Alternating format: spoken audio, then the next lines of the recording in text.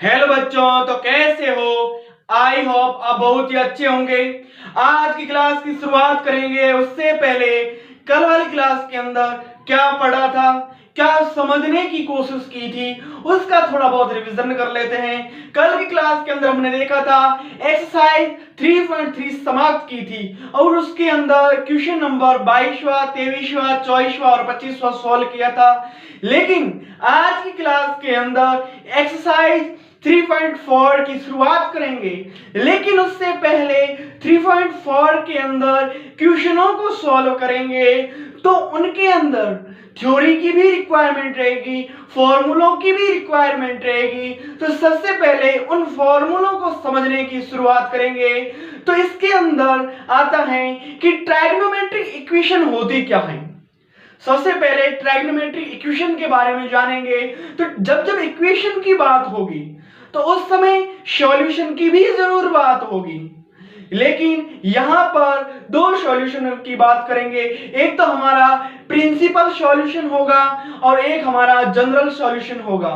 Principal solution को हिंदी में मुख्य हल कहा जाता है, लेकिन जनरल सॉल्यूशन को हिंदी में व्यापक हल कहा जाता है। अब प्रिंसिपल सॉल्यूशन कब निकालना होता है और जनरल सॉल्यूशन कब निकालना होता है वो हम स्टेप बाय स्टेप समझने की कोशिश करेंगे। लेकिन उससे पहले ये समझ लेवे कि ट्राइगोनोमेट्रिक इक्वेशन यानी त्रिकोणमितीय समीकरण होता क्या है। तो त्रिकोणमितीय समीकरण का मतलब होता है कि ऐसा समीकरण या ऐसी इक्वेशन जिसके अंदर ट्राइगोनोमेट्रिक फंक्शन की भी बात हो, ट्राइगोनोमेट्रिक फंक्शन की भी चर्चा हो। तो अब हम समझने की कोशिश करेंगे।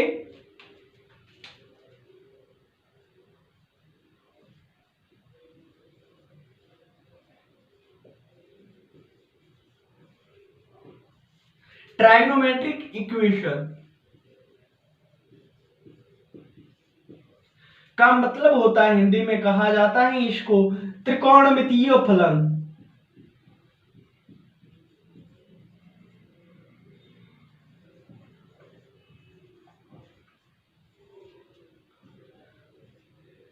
जब जब ट्राइगोनोमेट्रिक इक्वेशन की बात होगी तो उस समय सॉल्यूशन की भी बात होगी। तो इस इक्वेशन के हम दो सॉल्यूशन पढ़ेंगे। कौन कौन से? सबसे पहले होगा principal solution, principal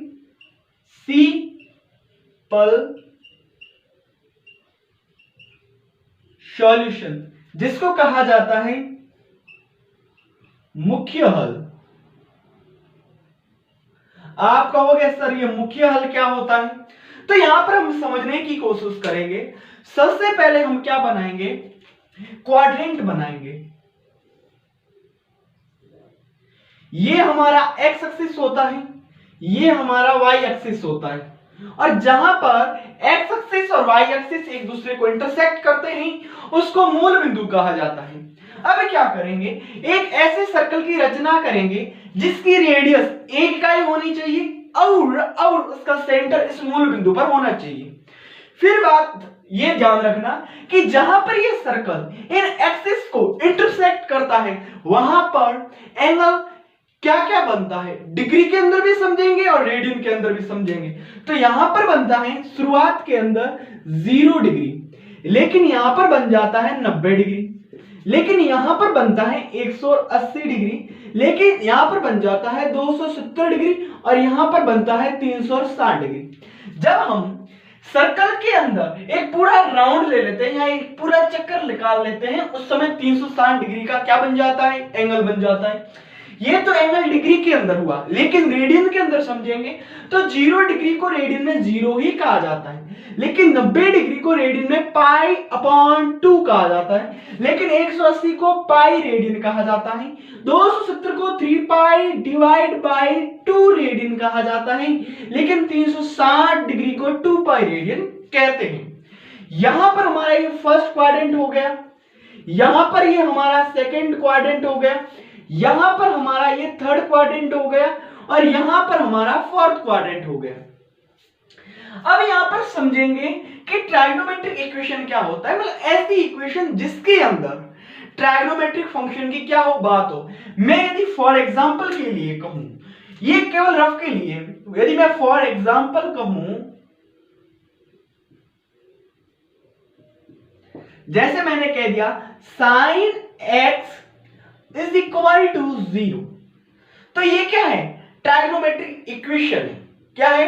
trigonometric equation. अब बताना है कि मैं x की ऐसी क्या वैल्यूज रखूं, x की ऐसी क्या वैल्यूज रखूं जिसकी वजह से मेरा ये 0 के बराबर हो जाए। तो आपने क्या किया, x की जगह क्या रखा? 0 डिग्री रखा।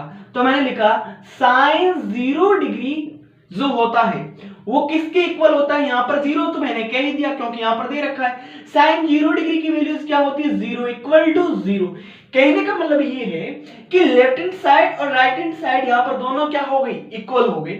तो ये तो हो गया ट्राइगोनोमेट्रिक इक्वेशन। और जब x की वैल्यूज निकालेंगे तो वो x की जो वैल्यूज होती है वो सॉल्यूशन होता है, यानी वो इसका हल होता है।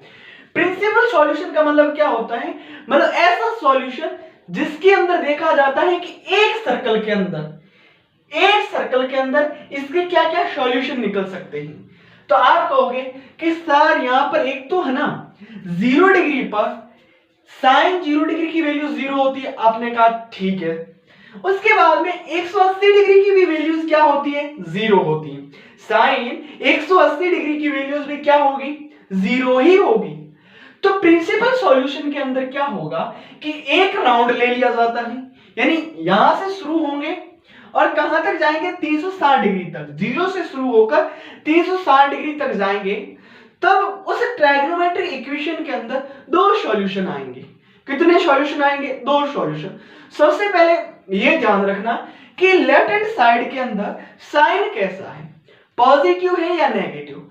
जब पॉजिटिव आ जाए तो आपको पता है कि एएसटीसी रूल से, कौन से रूल से? एएसटीसी रूल से। यहां पर मैंने लिखा ए एस टी और सी। ए का मतलब होता है all trigonometric function are given positive value. यहां पर सभी ट्राइगोनोमेट्रिक जो फंक्शन होते हैं वो पॉजिटिव की वैल्यू देते हैं। लेकिन यहां पर एस का मतलब होता है साइन थीटा और इसका इनवर्स कोसेक थीटा है, पॉजिटिव की वैल्यू देते हैं। यहां पर जब जाएंगे थर्ड क्वाड्रेंट के अंदर तो टेन थीटा और कॉट थीटा है, पॉजिटिव की वैल्यू देते हैं। इसके अलावा जितने ही ट्राइगोनोमेट्रिक फंक्शन होते हैं वो नेगेटिव की वैल्यू देते हैं। यहां पर जब जाएंगे फोर्थ क्वाड्रेंट के अंदर तो यहां पर लिखा हुआ सी। सी का मतलब होता है कि cos थीटा और इसका इनवर्स sec थीटा है, पॉजिटिव की वैल्यू देंगे। इसके अलावा जितने ही ट्राइगोनोमेट्रिक फंक्शन होते हैं वो नेगेटिव की वैल्यू देते हैं। तो सबसे पहले ये डिसाइड करोगे कि यहां पर लेफ्ट हैंड साइड के अंदर वैल्यूज पॉजिटिव की है तो कौन कौन से ट्राइगोनोमेट्रिक फंक्शन या मैं कहूं कौन कौन सा क्वाड्रेंट आएगा। तो जैसे ही साइन की वैल्यूज यहां पर पॉजिटिव हुई तो या तो फर्स्ट क्वाड्रेंट आएगा या सेकंड क्वाड्रेंट। इस प्रकार से समझने की कोशिश करेंगे। तो सबसे पहले क्या करेंगे, इसको रफ कर लेते हैं। जब मैं यहां पर लिखूंगा तो उस समय आपको ना बहुत अच्छे प्रकार से समझ में आ जाएगा। तो मैंने लिखा प्रिंसिपल सॉल्यूशन क्या होता है। प्रिंसिपल सॉल्यूशन का मतलब होता है कि यहां पर जो एंगल होगा, जो x की वैल्यूज जो होती हैं वो कहां से कहां तक लाई करती हैं, तो वो हमारे लाई करेंगे हमेशा हमेशा 0 रेडियन से तो वो बड़ी होनी चाहिए या इसके बराबर। क्या? वो x का मतलब होगा एंगल, लेकिन वो 2 pi degree sorry 2 pi radian से छोटा या इसके बराबर होना चाहिए। छोटा या इसके बराबर, ये जो है वो हमारा क्या है? प्रिंसिपल सॉल्यूशन होगा। ये प्रिंसिपल सॉल्यूशन का स्ट्रक्चर है कि आपको इस प्रकार से सॉल्व करना है। यहां पर भी 6 ट्राइगोनोमेट्रिक फंक्शन आएंगे, साइन, कॉस, टेन, कॉट और सेक और कोसेक। यहां पर आपको ध्यान रखना है कि जब प्रिंसिपल सॉल्यूशन की बात हो तो उस समय हमारा जो एंगल है वो 0 रेडियन के बराबर या उससे बड़ा होना चाहिए, लेकिन 2 पाई रेडियन से छोटा या उसके बराबर होना चाहिए। तो इसके अंदर सॉल्यूशन कितने आएंगे? एक ट्राइगोनोमेट्रिक फंक्शन के 2, केवल और केवल कितने आएंगे? 2। जैसे मैं आपको यहां पर एक एग्जांपल दूंगा, तो वो हमारा एग्जांपल क्या है कि find the principal solution of the equation sin x is equal to square root of 3 divided by 2। समीकरण sin x बराबर square root of 3 divide by 2 का आपको क्या बताना है? मुख्य हल। इंग्लिश में कहते हैं प्रिंसिपल सॉल्यूशन और हिंदी में कहा जाता है मुख्य हल। यानी आपको क्या करना है, ये ट्राइगोनोमेट्रिक इक्वेशन दे रखी है, उसका आपको क्या बताना है? मुख्य हल। तो सबसे पहले हम लिखेंगे सॉल्यूशन। सॉल्यूशन में लिखेंगे, अच्छा प्रिंसिपल सॉल्यूशन चाहिए या मुख्य हल?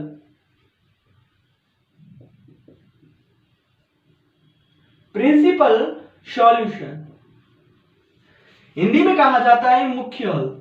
तो उसकी लिमिटेशन कहां से कहां तक होती है? तो पहले उसको लिखेंगे।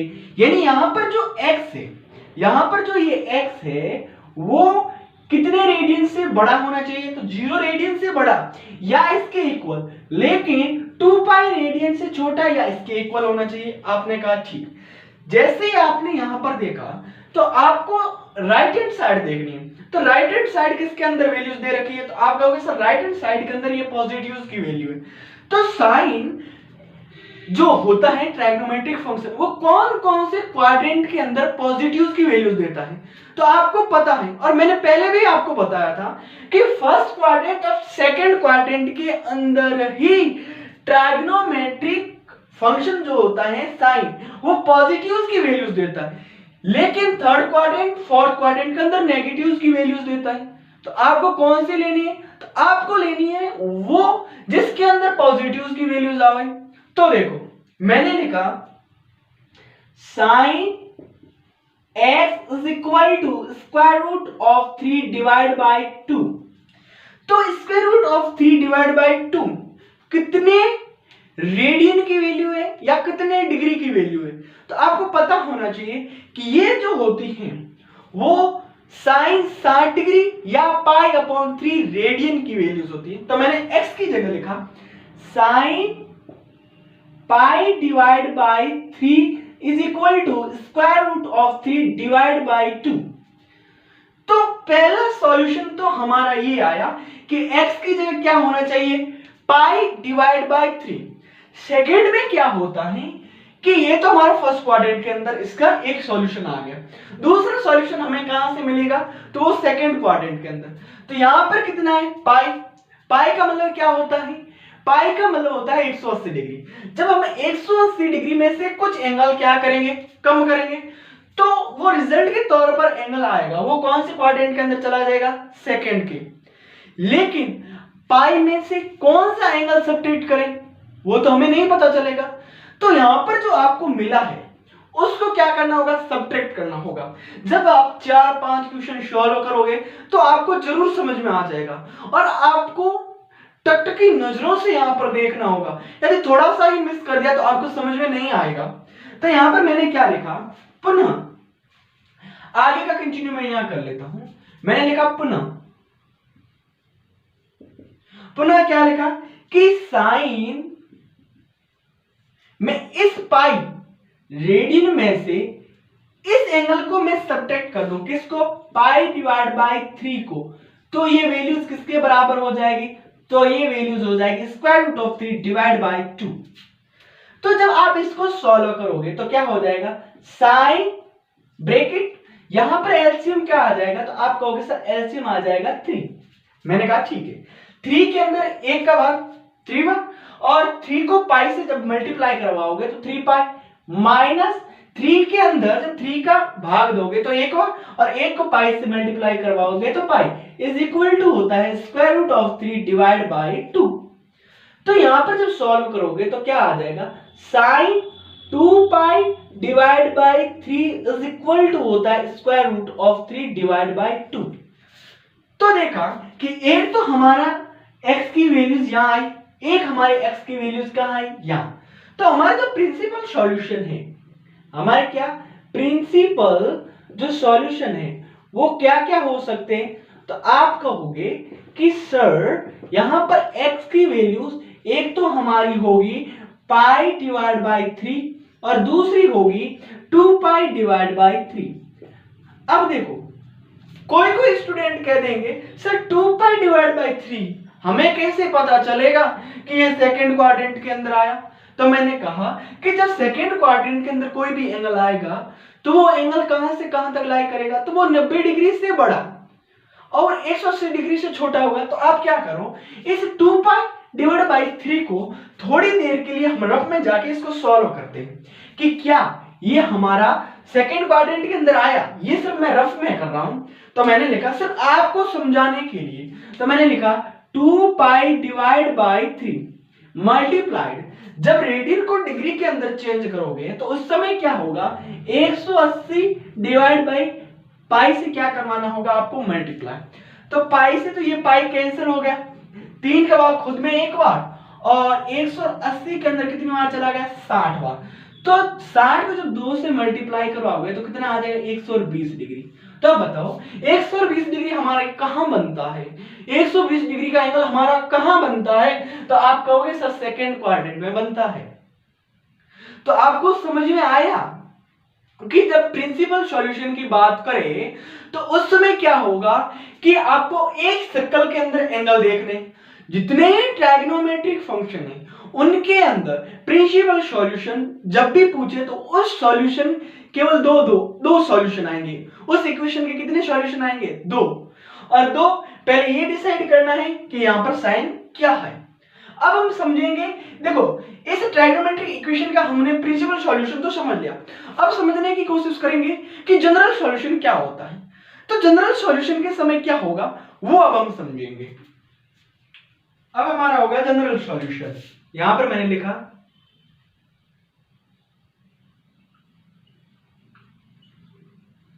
General solution. जनरल सॉल्यूशन का मतलब ये होता है व्यापक हल।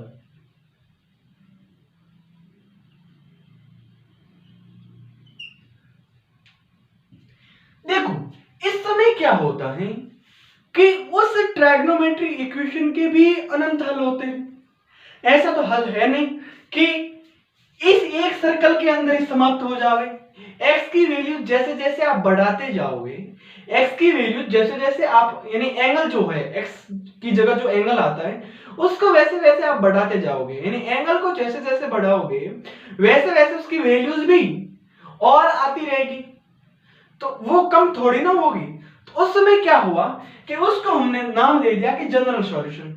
अब की बार आपको प्रिंसिपल सॉल्यूशन नहीं बताना है, अब की बार जनरल सॉल्यूशन बताना है। तो जनरल सॉल्यूशन हम कितनों के बताएं, तो गणितज्ञों ने क्या किया कि गणितज्ञों ने किया कि हम एक ऐसी क्या करें फॉर्मेट बना दें जिसके जरिए यदि कोई भी स्टूडेंट उसको सॉल्व करके उस इक्वेशन या उस फॉर्मेट को लेके जब आ जाएगा तो वो हमारा जनरल सॉल्यूशन कहला देगा। वो किस प्रकार से वो हम समझने की कोशिश करेंगे। देखो ये एक सर्कल यहां से जब शुरू हुआ तो 0 degree, 90 degree, 180 degree, 270 degree, 360 degree, फिर जैसे जैसे ऐसे आगे जाएगा तो एंगल तो बढ़ता हुआ जाएगा। वैल्यूज का पुनः रिपीटेशन शुरू हो जाता है, वैल्यूज का पुनः क्या हो जाता है, रिपीटेशन। तो मैं पूछ लूं 720 डिग्री की वैल्यूज क्या होगी, मैं पूछ लूं कि यहां पर जब 540 डिग्री की वैल्यूज क्या होगी, तो आपको बताने में क्या होगी, थोड़ी सी देरी लगेगी, एक एक को निकालना होगा। तो गणितज्ञों ने क्या किया, एक फॉर्मेट बना दिया और उसके अंदर क्या किया कि आपको अंदर उसके अंदर एक n ऐसी n की मतलब होता है कि एक ऐसी संख्या जिसके अंदर आपको पूर्णांक संख्या लेनी होती है, n की जगह कोई भी इंटीजर नंबर लेना होता है। जैसे जैसे आप पुट करोगे तो वो क्या करेगा कि उससे जो वैल्यूज आएगी वो ट्रायगोनोमेट्रिक इक्वेशन को क्या करता जाएगा, संतुष्ट करता हुआ चला जाएगा। तो यहां पर हम बात करेंगे 6 ट्रायगोनोमेट्रिक इक्वेशन होते हैं। सबसे पहले साइन, कॉस, टेन, कॉट, सेक, कोसेक। लेकिन आपको यह भी पता है कि साइन का इनवर्स कोसेक होता है और कोसेक का इनवर्स साइन होता है। जब कोसेक की बात होगी तो पहले उसको किसके अंदर चेंज करना होगा, साइन के अंदर, क्योंकि यहां पर साइन का क्या है, वो फॉर्मूला है। यदि आपको सेक के अंदर कोई दे दिया जाए क्वेश्चन तो सेक को पहले किसके अंदर चेंज करना होगा, कॉस के अंदर, क्योंकि कॉस का ही फॉर्मूला है। यदि आपको क्या कर दे, कॉट का कोई क्वेश्चन दे दे तो कॉट को पहले किसके अंदर चेंज करना होगा, टेन के अंदर चेंज करना होगा और टेन का ही फॉर्मूला है। तो यहां पर मैंने लिखा सबसे पहले sine X is equal to आ जाए साइन वाई के, जब भी इक्वल का साइन आए तो इसका मतलब ये है कोई भी इक्वेशन है तो ये x और y कब इक्वल होंगे, x और y कब इक्वल होंगे, तो वो बताने के लिए उन्होंने एक फॉर्मेट दिया और वो दिया x इक्वल टू होना चाहिए किसके, कि n पाई प्लस माइनस 1 की पावर n और y। अब क्या होगा कि n की जगह जैसे जैसे आप वैल्यूज रखते जाओगे, जहां या मैं कहूं वेयर, इंग्लिश में वेयर कहा जाता है, हिंदी में जहां n जो है वो एप्सिलॉन होता है कैपिटल Z। अब कहोगे सर कैपिटल Z का मतलब क्या होता है, तो कैपिटल Z का मतलब होता है इंटीजर नंबर। क्या होता है, इंटीजर नंबर, यानी पूर्णांक संख्या है। लेकिन उसके बाद में हम बात करेंगे सेकंड नंबर पर कॉस की। Cos x is equal to होता है कॉस y। तो ये x और y दोनों इक्वल कब होंगे, और जब ये दोनों इक्वल होंगे तभी तो ये इक्वेशन क्या होगी, सेटिस्फाई होगी। तो x जो है वो किसके इक्वल होना चाहिए, 2n pi plus minus y के। लेकिन यहां पर भी जो n है वो एप्सिलॉन क्या होगा, कैपिटल Z। कैपिटल Z का मतलब क्या होता है, इंटीजर नंबर, जहां यहां पर हम लिख देंगे वेयर का मतलब होता है जहां, ये वेयर। उसके बाद में हम बात करेंगे थर्ड नंबर पर, यहां कर लेते हैं किसकी, 10 की। तो मैंने यहां पे लिखा 10x is equal to 10y, 10x is equal to 10y।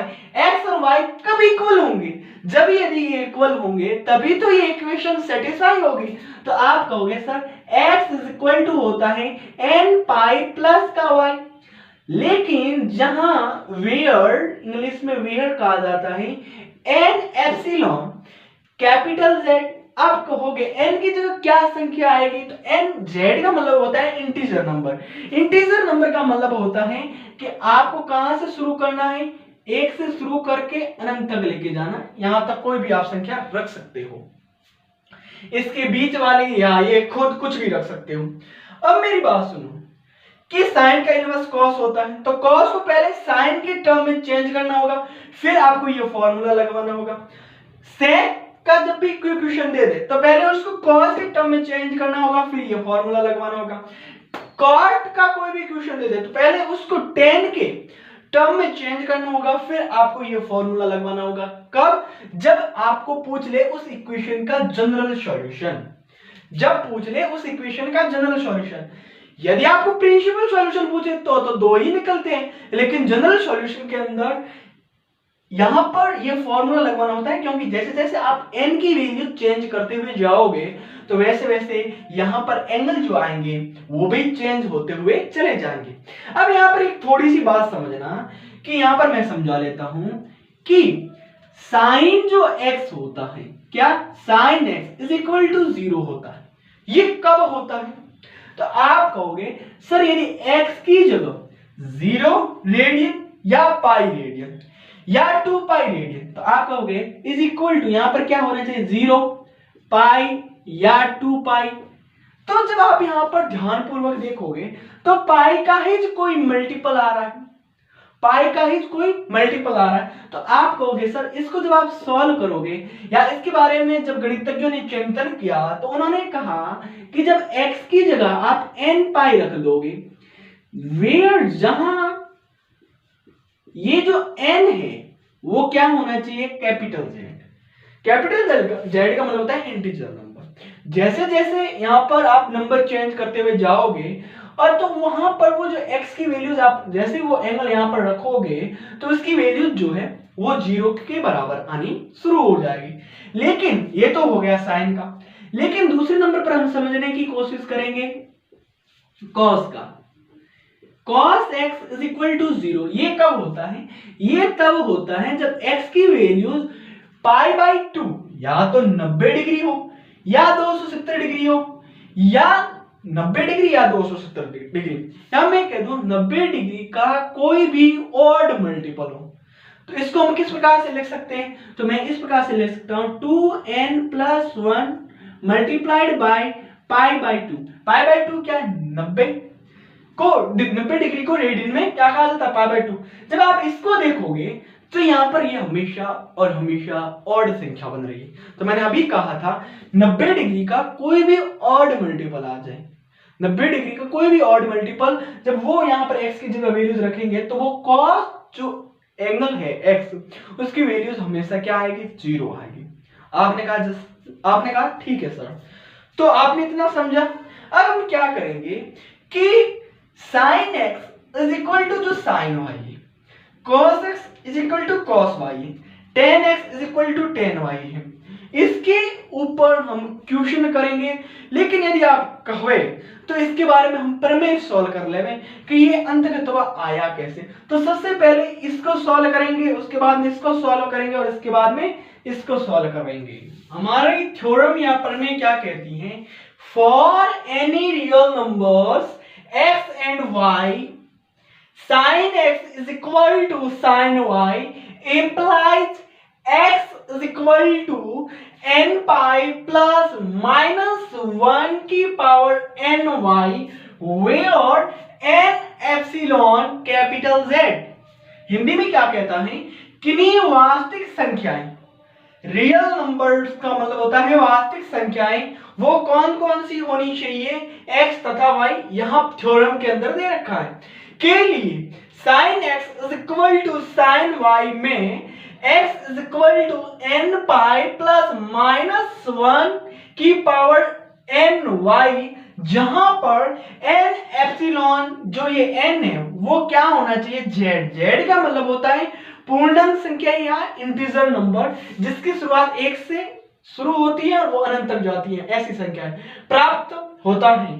तो आपको क्या करना है, यहां पर प्रूफ करना है कि जब कभी भी आपको ये इक्वेशन दे दे, ट्रायगोनोमेट्रिक इक्वेशन जब ये दे दे तो उस समय ऐसी कोई भी दे दे तो उस समय ये जो एंगल है x और y वो क्या होने चाहिए, वो इस जो ये जो दे रखा है ना उसको प्रूव करना चाहिए, तभी ये दोनों क्या होंगे, सेटिस्फाई होंगे, अन्यथा वे सेटिस्फाई नहीं होंगे।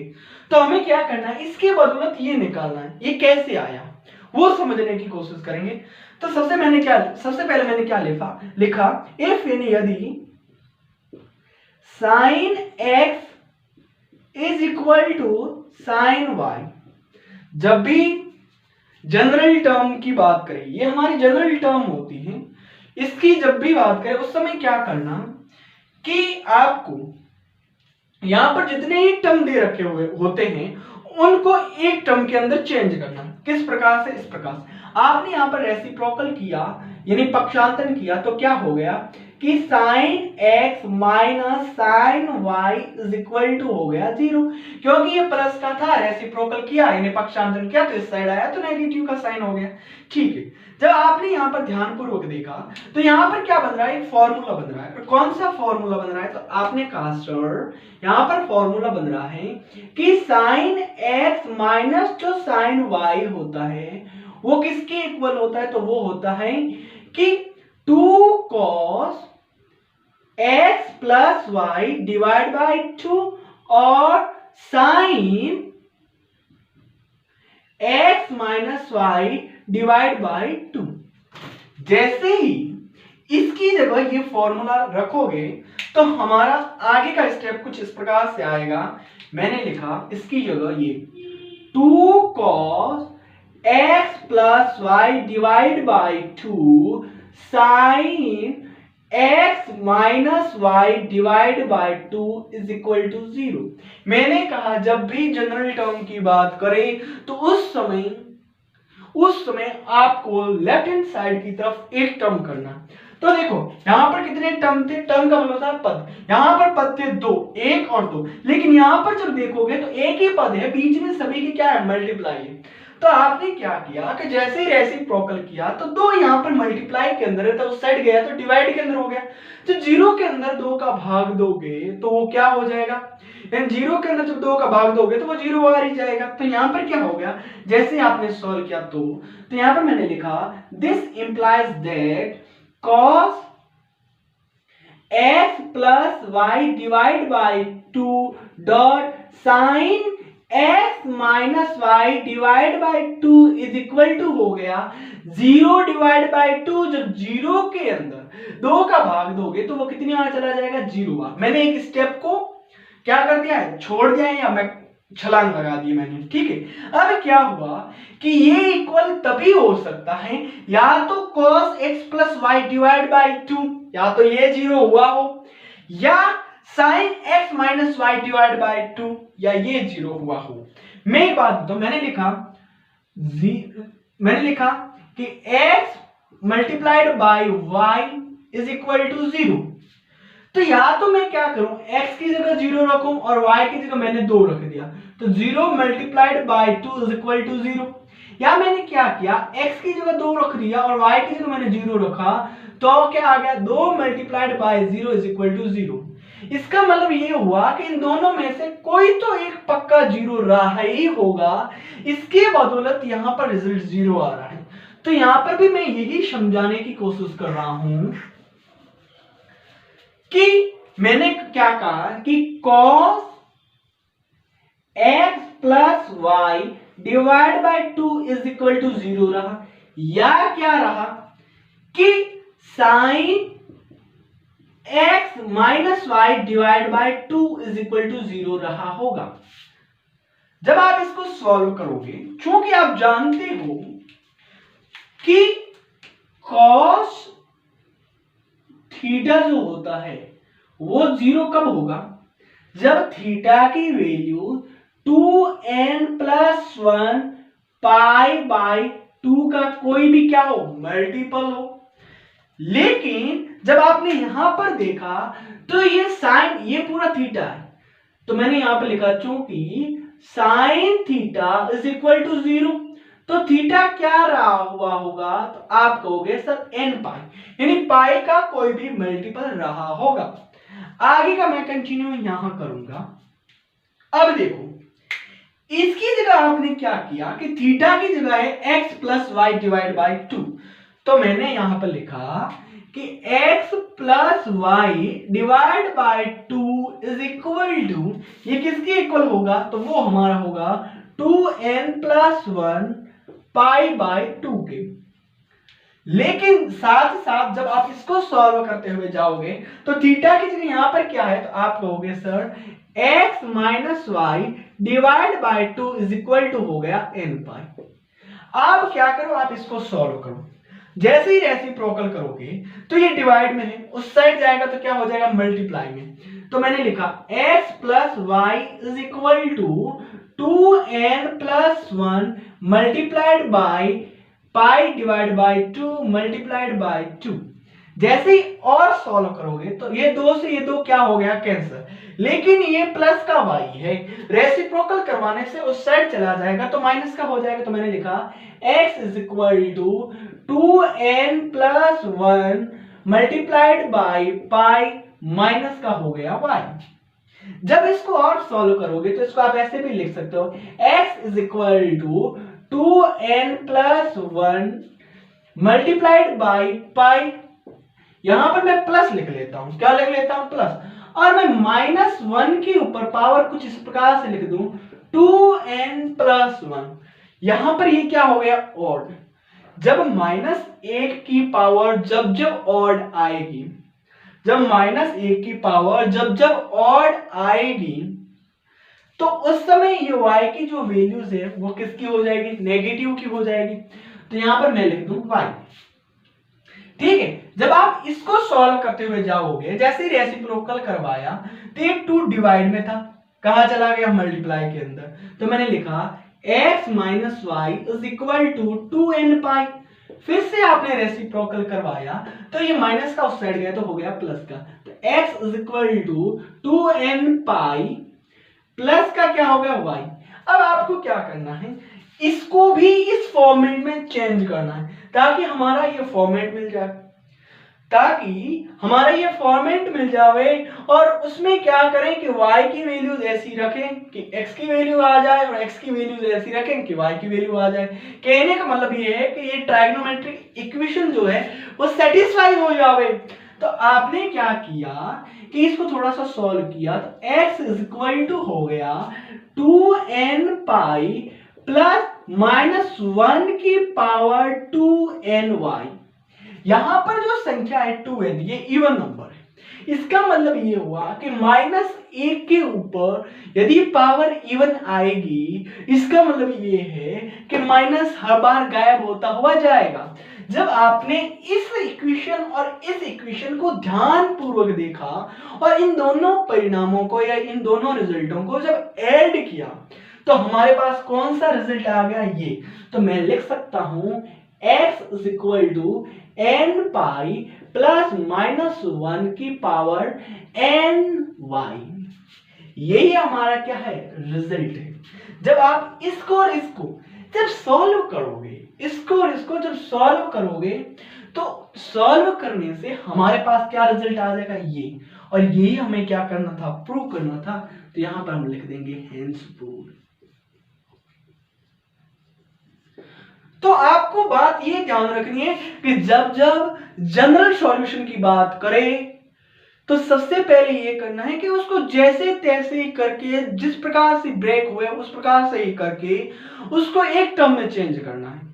चलो ठीक है, तो अब थ्योरम नंबर सेकंड में हमारी नेक्स्ट थ्योरम क्या कहती है कि for any real numbers x and y cos x is equal to cos y implies x is equal to 2n pi plus minus y where n epsilon capital Z।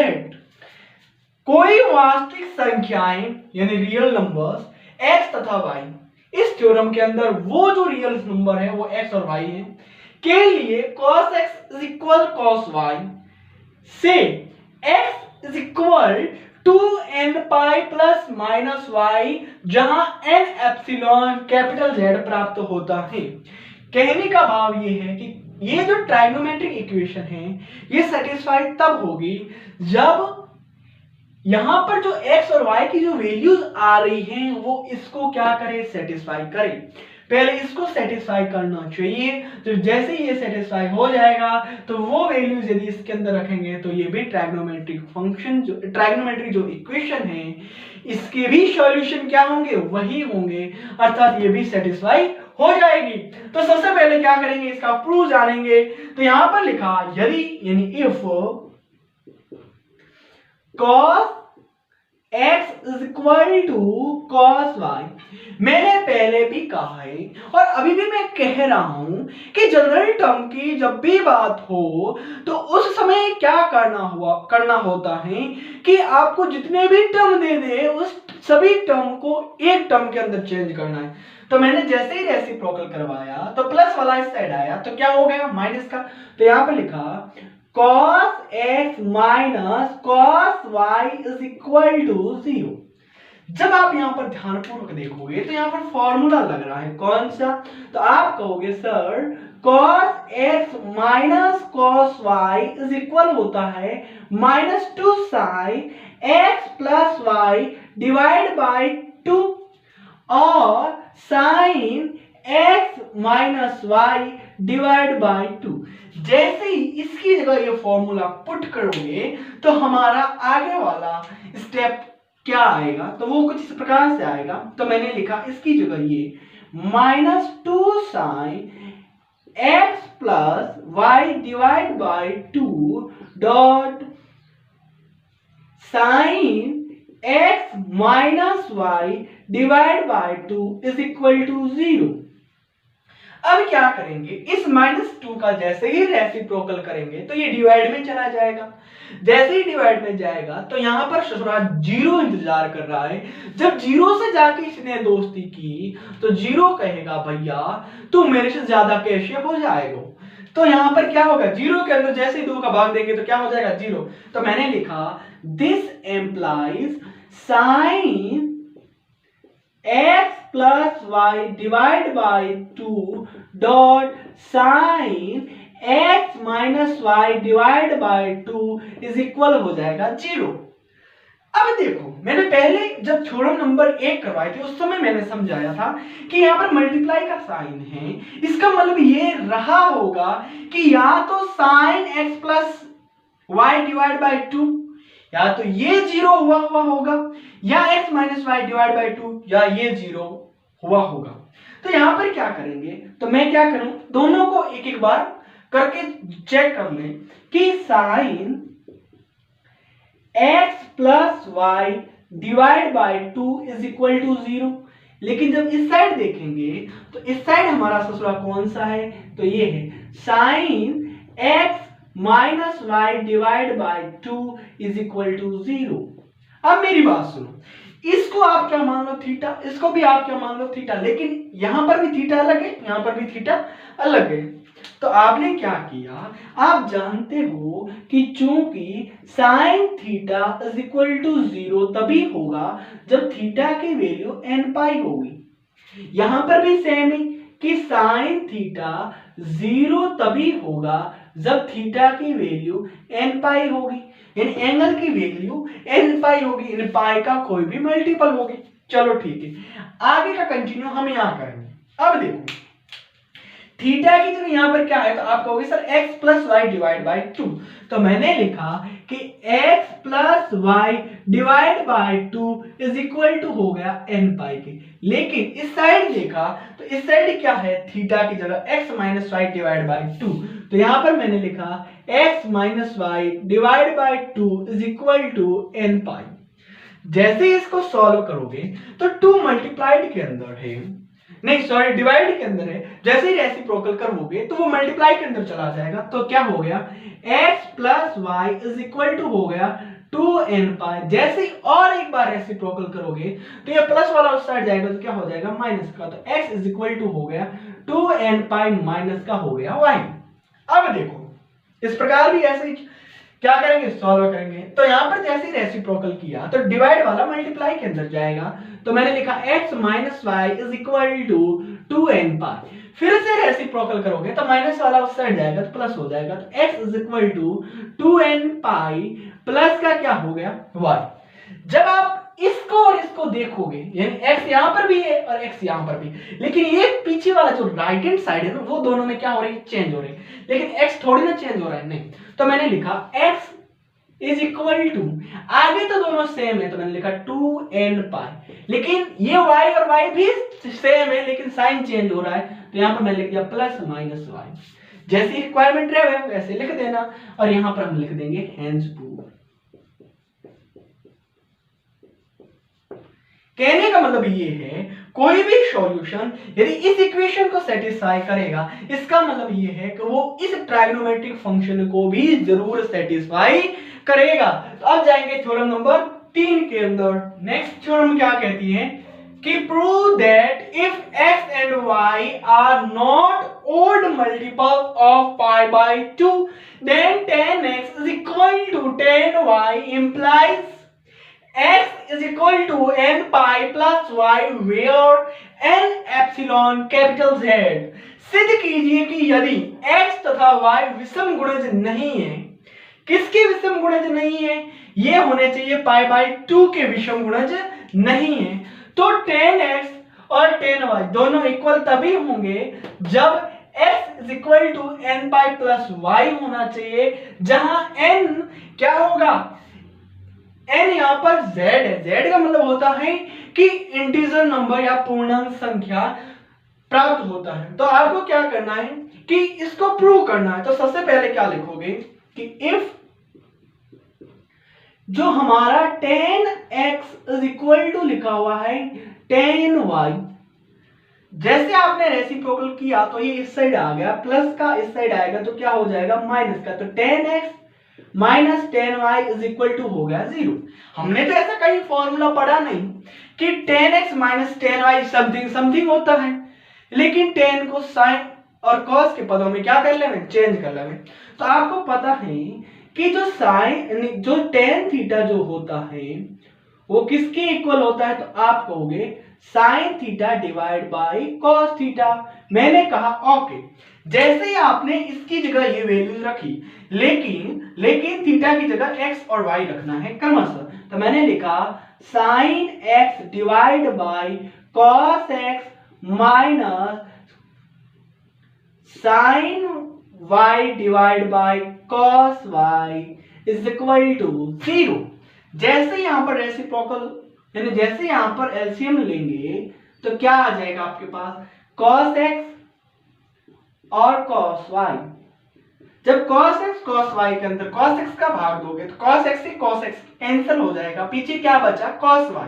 तो cos y को sin x से जैसे ही multiply करवाओगे तो आ जाएगा sin x multiplied by cos y, फिर sin किसका है माइनस का। जब cos x cos y के अंदर cos y का जैसे ही क्या दोगे भाग दोगे तो आपके पास क्या आ जाएगा, तो भाग जैसे दिया तो आपके पास बचा cos x, और cos x को sin x से जैसे ही मल्टीप्लाई करवाओगे तो आ जाएगा sin y multiplied by cos x is equal to 0। ये यहां होगा इज इक्वल टू 0। जैसे यहां पर रेसिप्रोकल करवाओगे तो ये डिवाइड वाला कहां चला जाएगा, मल्टीप्लाई के अंदर। जैसे 0 से जाके इसने दोस्ती की तो 0 कहेगा तो मेरे से बड़ा कैसे हो सकता है, तो भी मेरे जैसा ही बन जा। तो ये जैसे 0 से मल्टीप्लाई करवाएंगे तो 0 हो जाएगा। तो यहां पर हो जाएगा sin x cos y minus, यदि इसको मैं cos x sin y लेता हूं तो कोई फर्क नहीं पड़ेगा, तो यहां पर मैंने लिखा cos x dot sin y is equal to हो गया 0। आगे का कंटिन्यू मैं यहां करूंगा। अब देखो यहां पर फॉर्मूला बन रहा है कौन सा, sin x cos y minus cos x sin y, वो होता है sin x माइनस y के इक्वल। तो ये फॉर्मूला होगा sin x cos y minus cos x sin y। अब आपको क्या करना है कि आपको ये फॉर्मेट दे रखी है, इस फॉर्मेट में चेंज करना है। तो मैंने जैसे इसकी जगह ये लिखा तो मैंने यहां पर लिखा this implies that sin x plus नहीं sorry x minus Y is equal to क्या हो गया 0। ये तभी संभव होगा तब थीटा की जगह यानी x माइनस वाई को आप थोड़ी देर के लिए थीटा मान लो, यानी sin थीटा 0 तभी होगा चूंकि जब थीटा की वैल्यूज कोई n पाई का कोई भी मल्टीपल हो।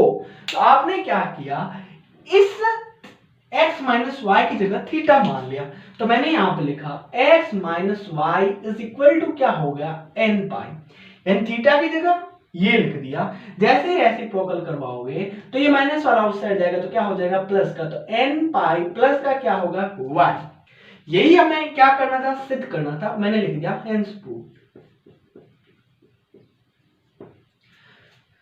तो मुझे ऐसी उम्मीद है कि आपको इस क्लास के अंदर जितना भी बताया, सबसे पहले मैंने बताया ट्राइगोनोमेट्रिक इक्वेशन के बारे में, उसके बाद में इसका प्रिंसिपल सॉल्यूशन बताया, उसके ऊपर एक एग्जांपल करवाया, उसके बाद में जनरल सॉल्यूशन बताया, जनरल सॉल्यूशन के अंदर क्या क्या होता है वो बताया, फिर उसके बाद में इन तीनों थ्योरमों को भी हमने प्रूव किया। तो यदि आपको कहीं पर डाउट हो तो आप जरूर कमेंट करोगे, और यदि क्लास अच्छी लगी हो तो क्लास को लाइक करोगे और अपने प्यारे प्यारे दोस्तों तक क्लास को शेयर करोगे। यदि कोई भी स्टूडेंट्स इस चैनल पर नया है तो चैनल को लाइक शेयर एंड सब्सक्राइब जरूर करेगा, साथ ही साथ बेल आइकन को भी जरूर प्रेस करेगा। जब भी मैं यहां से कोई भी नया वीडियो अपलोड करूंगा तो उसका नोटिफिकेशन सबसे पहले आप तक पहुंच जाए और उसका फायदा आप तुरंत ले सको।